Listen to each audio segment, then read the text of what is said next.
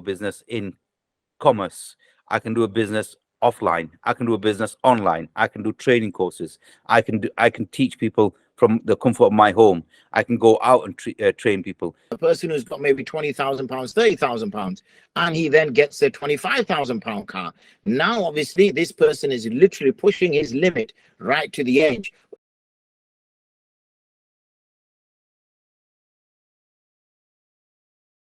Creating wealth with intent, and that intent is a good intent and it's a clear intent. So using that as the framework in this day and age, just using your example, Mufti Sahab, in what you built or what you had built with RG Group, with RG Advisory, using that as an example, so that the listeners can also look at it from a tech point of view or from a marketing point of view, so that they can get used to you a little bit more in relation to your understanding of the market. Absolutely. You make good intentions, and obviously I'm sure as our videos and discussions carry on over the weeks and months, people will see the bigger objectives that we have, not only to it be a cause of good for getting our community to think in a different way, but also to make our community more affluent in the process. But like we said, through a halal route, and also some of the charity work that we're doing that's associated with IG as well, that will make real changes on the ground in many parts of the world. So that's our intent. We hope that we become affluent and strong enough to be able to make changes as well in the world. Because at the end of the day, if that opportunity it is there, then we should seek that opportunity. We'll seek the help from Allah and always ascribe any success to Allah. That's why we say Alhamdulillah, because in reality, Alhamdulillah means all praises are to Allah.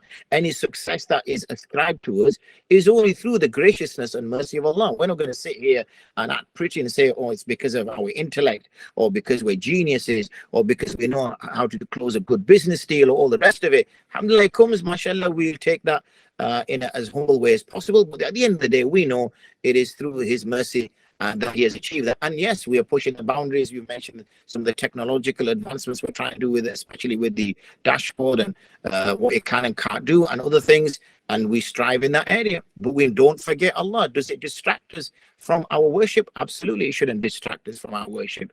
Do we believe it's our efforts that are bringing success? Absolutely not. We believe this is through the mercy and the graciousness of Allah.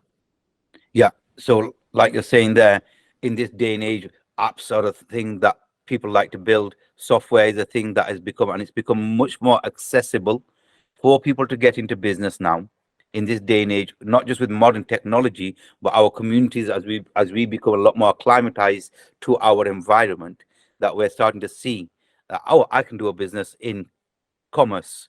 I can do a business offline. I can do a business online. I can do training courses. I can teach people from the comfort of my home. I can go out and train people, Muslim males and females, and the environment is opening up. And like you're saying there are some very good examples of people within our communities who are living a great lifestyle. And it's not israf, is it?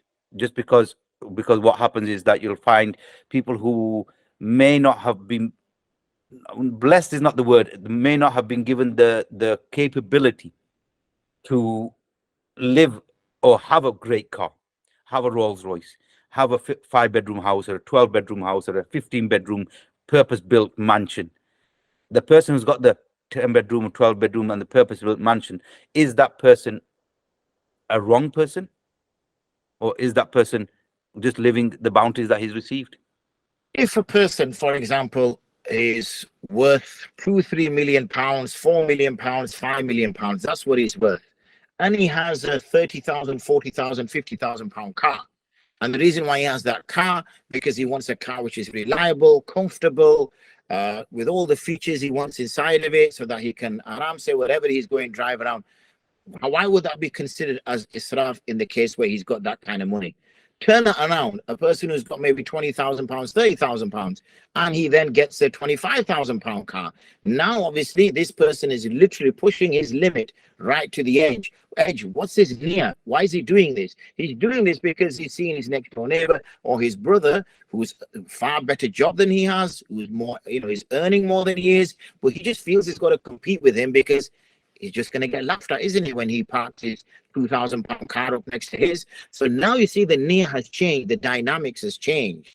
So this is all about that internal battle, but also in this other way. So israf would come when someone is spending superfluously, and beyond his abilities, and also spending extravagantly what Allah subhanahu wa ta'ala has given him in terms of his rizq, in the sense that literally all is being used in a way which he has no purpose for. So if, mashallah, he buys a 10-bedroom house or something, and it's only him and his wife, and the question then comes up is, okay, what is this brother using the other 9 bedrooms for?